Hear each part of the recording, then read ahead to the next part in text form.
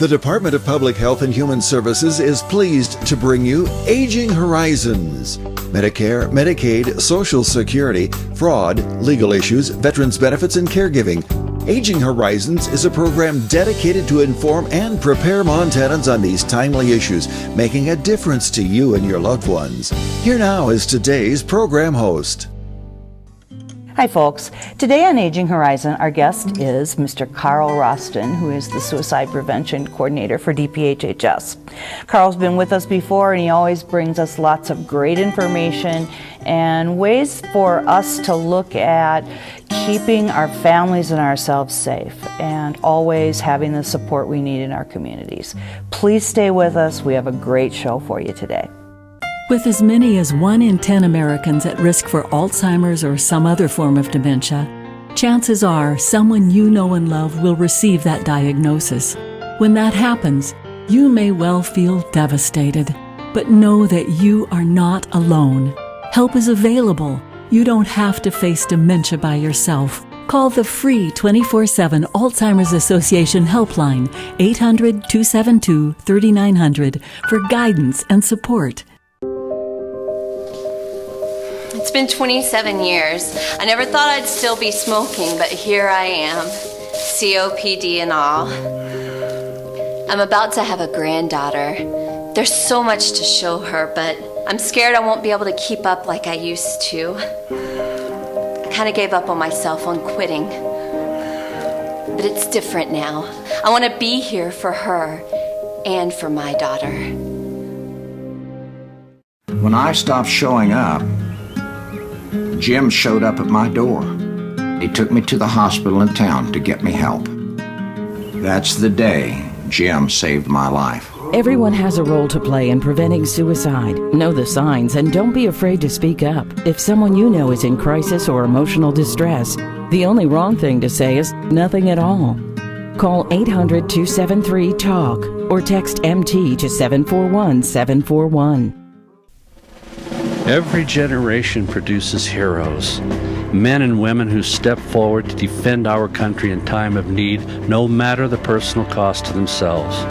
And though we can never fully repay them, we can make sure they have access to low-cost, long-term care when they need it. That's what Montana's Veterans Homes are all about. If you've got a hero in need in your family, call us. We can help. Hello everyone and welcome to Aging Horizons, brought to you by the Department of Public Health and Human Services. I'm your host, Kimmy Eberman, and as I said, we're going to talk about suicide prevention today with Carl Roston. Very important topic. Hope you'll learn lots. I always do when Carl's a guest. Carl, welcome. Thank you, Kimmy. So good to have you. Glad to be here. So let's just kind of start out with the nuts and bolts, as we usually do. What's sort of the status of suicide prevention in Montana right now? Well, it's not just Montana, even nationally. I mean, nationally, we've had, we're going up about 1 to 1.5% every year. You know, most recent numbers were over 48,000 suicides in the United States. In Montana, it's especially, and in the Rocky Mountain region especially, it's even more severe. I mean, Montana ranks, it has been in the top 5 for suicide for more than 40 years. Wow. Yeah. So, okay, so it's January, and we know that it's cold and difficult outside. One of the other things is the light changes, and so there's seasonal issues that go along with depression and suicidality and stuff. Can you talk about that a little bit? Sure. And one of the what people have to understand about suicide is that there's multiple factors. Right. In the Rocky Mountain region, we really have a perfect storm as far as all those factors happening at the same time. But one of them is our location. We're a northern state. We get less sunshine, especially during the winters. And we know, as you know, we get vitamin D from the sun. Right. Well, vitamin D deficiencies are correlated with increased risk for depression. Right. And so it's really, people often start to feel really down, more of a seasonal affective type of disorder, and the sunlight is a big deal. Okay. And also, you know, because there's some myth about this. What about the holidays? What kind of, because we've just come through the holidays, what kind of, or just barely getting through, what kind of impact does that have, if any? Yeah, that's one of those common myths that people think it's the highest during the holidays. Actually, traditionally, it's change of seasons, and of course that's a little bit different in different areas of the country. We do have a little bit higher later in January, but really our big jumps March, April, and then October, November. Okay. So that's change of season often has a more powerful effect on people. Well, I know I run my happy light yes. because I think my doctor suggested that, and it's been a good tool. And what we're talking about is just one of those lights that you can buy for the sunlight. That increases the absorption of vitamin D into the body. Yep. Oh, awesome. Well, so tell me a little bit about prevention in Montana. Now, I know you do a lot of trainings, and you have, what's kind of going on with that? Yeah. The trainings are critical, but it's really who we're focusing on. I mean, we of course we train behavioral health, we train teachers, but one of our big movements in the last year has been primary care, because we're never going to have enough mental health resources in our state. Right. But primary care is one that we have throughout the state, and one of the things that we know is almost half, 45% of all the people that die by suicide nationally saw their primary care provider within a month of completing the suicide. And 20% saw their doctor within 24 hours. Now, the reason that's especially alarming is we also know that a majority of the people that die by suicide gave warning signs. And we're missing them, including our primary care.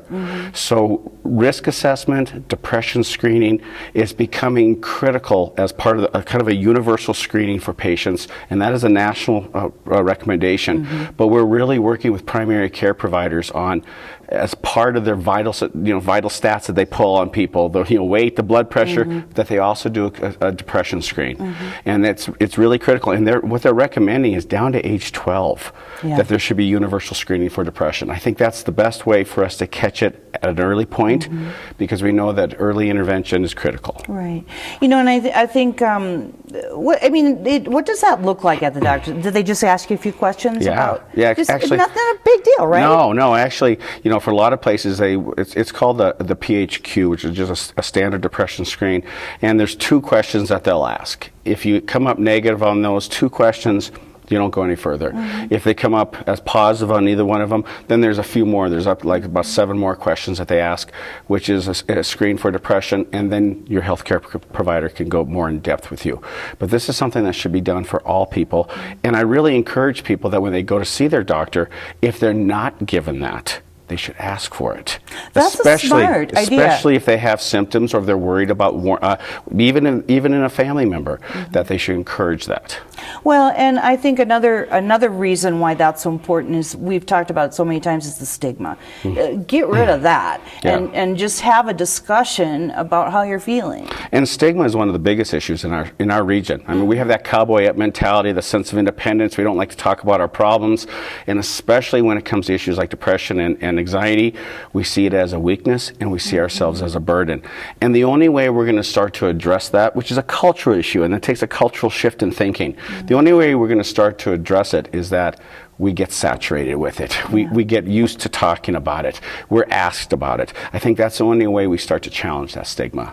And another thing that you've said to me so many times that really makes sense is, ask, use the words. Don't pussyfoot around it. If you think someone is in danger, ask. Absolutely. Correct? Yes, definitely. Absolutely. You want to be able to ask the question, are you suicidal, or are you thinking of killing yourself? There's a myth out there that people think if I bring it up, I could put the idea in the person's head. There's not 1 ounce of research to support that. On the contrary, asking somebody if they're suicidal validates their pain. It opens up communication. It lowers isolation. It gives them an opportunity to talk. See, and Carl, this is why we have you, because you bust all the myths, and it's so good to get the real information every time that you come. And, folks, we want to make sure that this is not stigmatized, that this is not something people feel shame and humiliation over, because it's no different than having high blood pressure or diabetes, or anything like that. It's a condition, and you can get treatment and be a healthy, happy person. We have a whole lot more to talk about, and we want you to stay with us, so we'll be right back.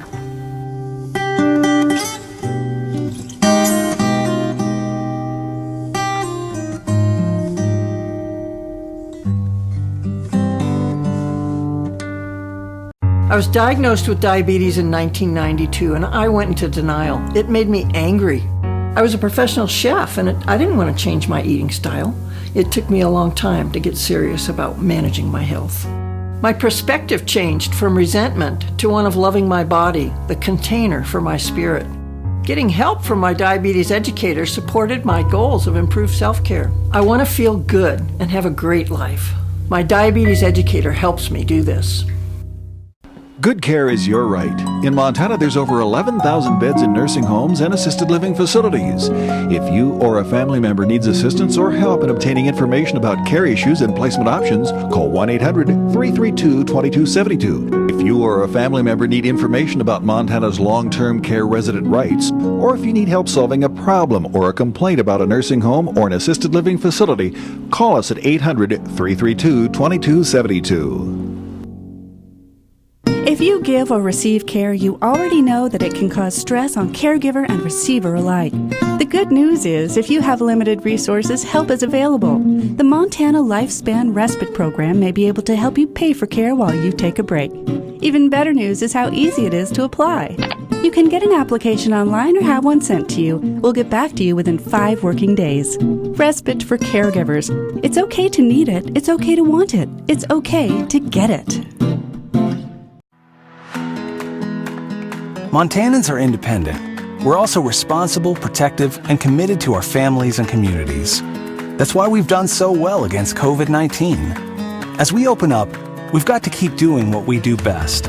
And it starts with each and every one of us, protecting public health in the 406 for our families, friends, and neighbors. We all have to do our part. Montanans get that. And we've got this. Hi everyone, welcome back to Aging Horizons. We're here with Carl Roston today talking about suicide prevention. Carl, we've talked a little bit about reaching out if you're worried about someone and that sort of thing. Are there warning signs? Now, you've also said that some people that commit suicide have seen a doctor within a very short amount of time. What about warning signs there? Well, it's important to understand that about 70 to 75% of the people that die by suicide gave warning signs. Okay. So we're talking about 3/4 of the suicides. And those include starting to express ideations of death or morbidity. And it's not going to be a direct statement because of the stigma. It might be something like, everybody'd be better off if I wasn't here, or I can't take the pain, or it doesn't really matter what happens, I'm not going to be around. So they start to make some statements, some indirect statements. They start to have a change in their characters or their personality, as far as maybe they start to drink or use substances out of character. Either they start where they never did before, or they start to use more and more. They start to isolate. They start to withdraw. They start to pulling away from friends. They pull away from family. They stop doing the things that they usually find pleasurable. That's a big one. We often look at sleep, a change in patterns of sleep, and it could be too much or too little. It can go either way. Either way. Right?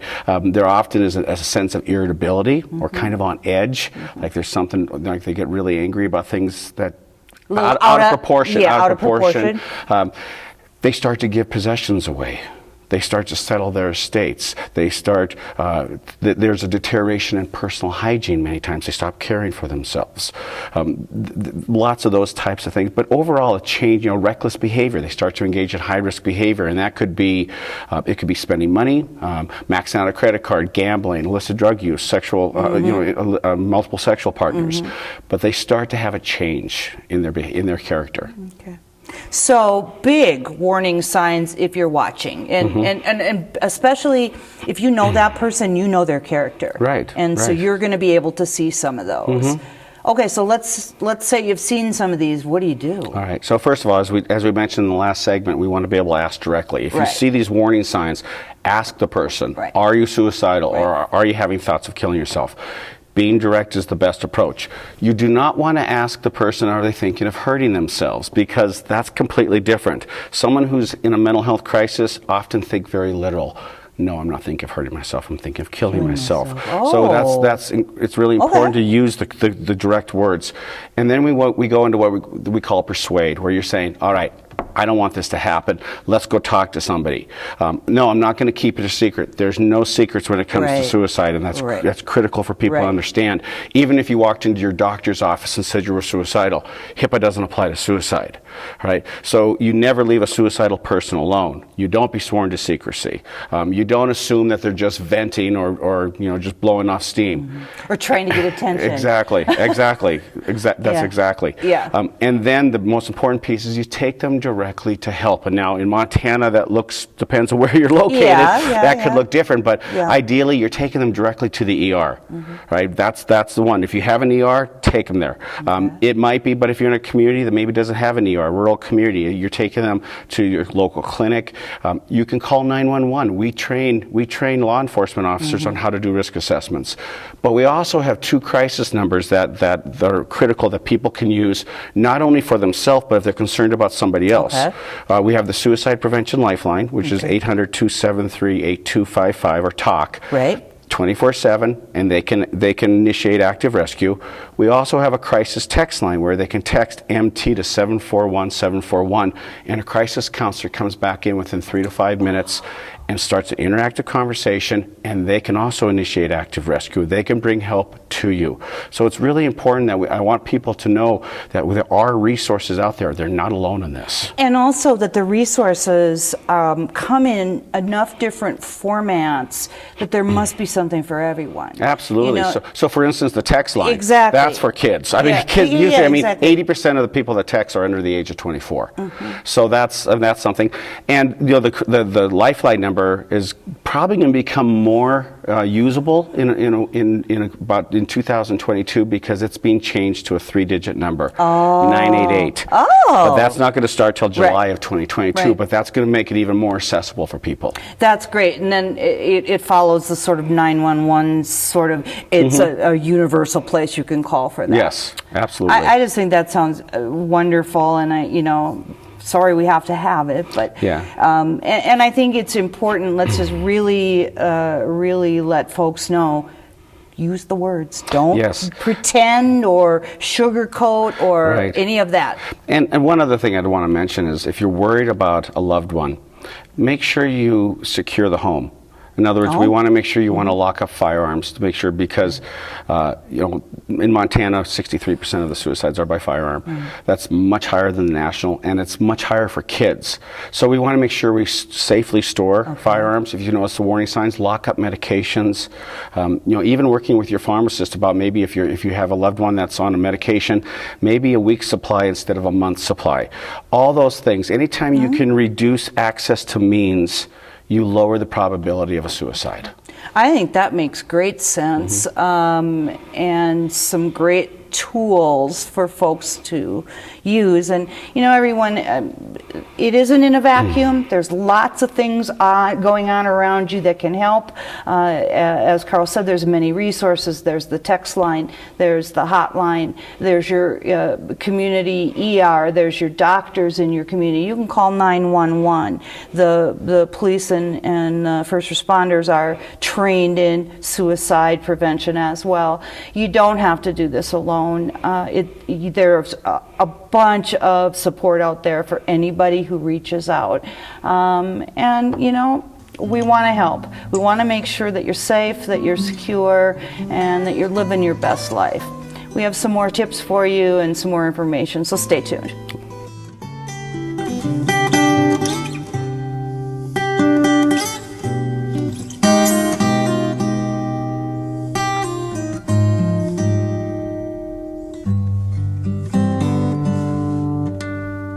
I think the most pleasant surprise when we turned 65 and signed up for Medicare Part B was finding out about our Welcome to Medicare preventive visit. It was free, and it gave us the opportunity to visit with our doctors and establish a plan for our health going forward. They reviewed our medical history, measured our height, weight, blood pressure, and counseled us on other risk factors. To learn more about Medicare's free or low-cost preventive and wellness benefits, call your local SHIP counselor at 800-551-3191. I mentioned it's free, right? Twice.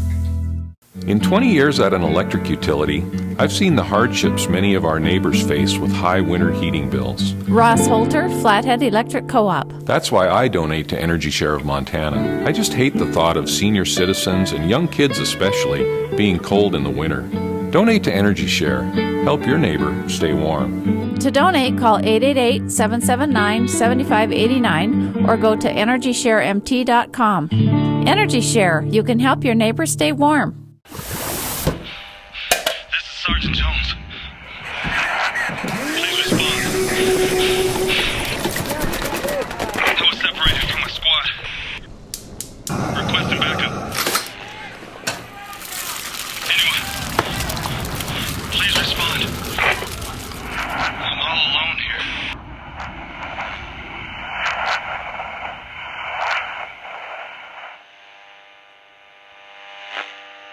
This is Bill. He just received his new Medicare card and is following some simple rules to protect himself from fraud. He knows to never give out his Medicare, Social Security, or bank number over the phone. And this is Nancy. She knows that to detect any problems, she always reads her Medicare Summary Notice or Medicare Advantage EOB to make sure the billing is correct. Both Bill and Nancy know that anything suspicious can be reported to Montana SMP at 1-800-551-3191. Hello everyone, welcome back to Aging Horizons. We're here with Carl Roston today talking about suicide prevention. Now Carl, I know that you have got many things on your plate as the suicide prevention coordinator for the state, but you have some programs that you think are pretty great. Can we talk about some of those? Absolutely. One of the big things, unfortunately a lot of the things I do is triage. Yeah. I come in after. So we're really trying to focus on some prevention efforts, and suicide is a cultural issue. I mean, it's something that, and it's not going to be a quick change. It's going to take a cultural shift in thinking, as I said before. So a lot of our programs that we're starting to do are implementing them in early elementary school and schools. We have one program called the PAX Good Behavior Game that is actually started with first and second graders that teaches kids coping and resiliency skills, and it's been found to be effective 30 years later, when they're at the highest risk. And this isn't just a suicide prevention. This has been shown to reduce criminal behavior, substance abuse, suicide. So that's a program that we have. In middle schools and high schools, we have a program called SOS, Signs of Suicide, that actually teaches the kids warning signs and how to intervene, because kids recognize the signs way before we do. Oh, sure. We have another program called YAM, Youth Aware of Mental Health, and this is actually in a collaboration with Montana State, and this teaches high school kids resiliency and coping skills. So those programs are wonderful as far as training kids and preparing them for when they enter into that high risk group, which starts in Montana, starts at about 25 is our highest rate, between 25 and 45. So getting them the skills early, we hope will prevent or help them cope with when they're at a higher risk. We also do a lot of programs with, as I've mentioned, primary care. There's something called the Zero Suicide Initiative, which really calls for the universal screening. And so, for instance, I train in most of the schools of nursing in the state. So nurses are coming out of school with these skills. The PA program at Rocky Mountain, the family residency programs in Billings and Missoula, training doctors and primary care providers. We work a lot with first responders, especially EMTs, because they're often the ones that are called to a scene when there's a threat or even an attempt. So we're teaching them on how to do screening on the scene so that they can accurately report if a person has to be taken into the ER. We're starting to work more with Department of Labor around workplace, because one of the highest risk groups, especially in Montana, is middle-aged men. Yeah. And they don't go to the doctor. They're not in school. Yeah, I believe that. But most of them do work. And so we work with labor and HR directors around the state and giving them skills on how to do a screening, or what we call safety planning, as far as identifying resources and coping skills that a person can use while they get through the crisis. So those are all programs. We have one other one that I want to mention for parents that may be, especially during time when your kids may be at home a lot. There's a great program called Parentingmontana.org. It's a website. It's a collaboration between the Department of Public Health and Montana State. And parents can go on there and press the age of their child, and it comes up with activities and skill-building interventions that parents can use to help their kids learn better coping skills and how to manage their feelings. And it's evidence-based programs. It's not somebody just thinking this is a good idea. Yes, absolutely. So what you're getting, I mean, because I'm especially impressed at hearing 30 years later, those skills that those kids were taught are still somehow helping them survive. It actually, that programming, that's actually based on trauma-informed care, because what we know about when people are exposed to trauma at an early age, it actually affects neural pathway development. And when they learn the skills, there's actually an increase in neural pathway development in these kids. And so that's why I say this is, to me, this is prevention. Yeah. So it's really exciting stuff. Yeah, it sounds like some great things coming down the pike in 2021 and 2022. You know, just in our last couple of minutes, what's the most important thing, do you think, that people need to take away from our show today? I think people have to take a look at their families, take a look at themselves, look for the warning signs, and if you see them, talk to your primary care provider. There's multiple treatments, and you know, if depression is one of the most treatable of all psychiatric disorders. So this is something that, as you mentioned earlier, this is biologically based, it's a medical condition, it's often associated with other health issues, so it's important to understand family history. But I think the biggest thing is we need to start to talk about this so that we can start to confront that stigma that's out there. Yeah, and I think, you know, we've had this discussion, Carl, where we've talked about the stigma of it is probably the hugest obstacle. It is. It stops people from getting the help that they need. I mean, it's a huge issue. And I'm not surprised that the men in that group that you were talking about, because that would be a group of folks that just, you know, stereotypically aren't talking about their feelings. The cowboy mentality that we have in our state and our region. Right, and aren't really thinking that they should do that. And what we're saying is that's okay. Absolutely. It's okay to talk about that. This is something that is okay to talk about, and it's treatable. Yeah.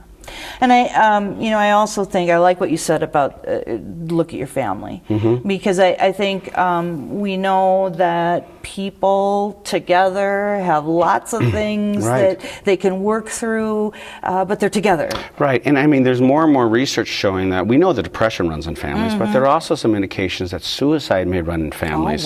And so understanding your family history and making sure your primary care provider knows that history, because there are many illnesses, diabetes, cancers, Alzheimer's, dementia, that all can have depression as part of the side effect profile of that illness, or even some medications like blood pressure medications, steroids. Making sure your doctor knows of a family history so that they can make sure you're properly treated. Super. Thank you, Carl, so much for all your information. And, you know, folks, right on. Talk to your doctor. If that is not enough, talk to a therapist, talk to a counselor, give a call to the hotline, text the MT 741-741. We're out there to help and support and bring you as much information as you need to get yourself through. But remember, it's not alone. You're surrounded by folks who really care about what's happening to you. For Aging Horizons, I'm Kimmy Everman. Thanks for joining us.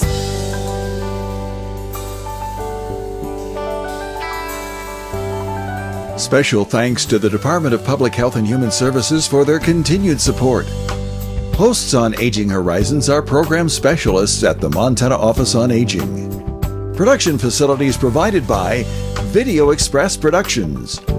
For more information about Aging Horizons, call the Department of Public Health and Human Services toll-free at 800-332-2272.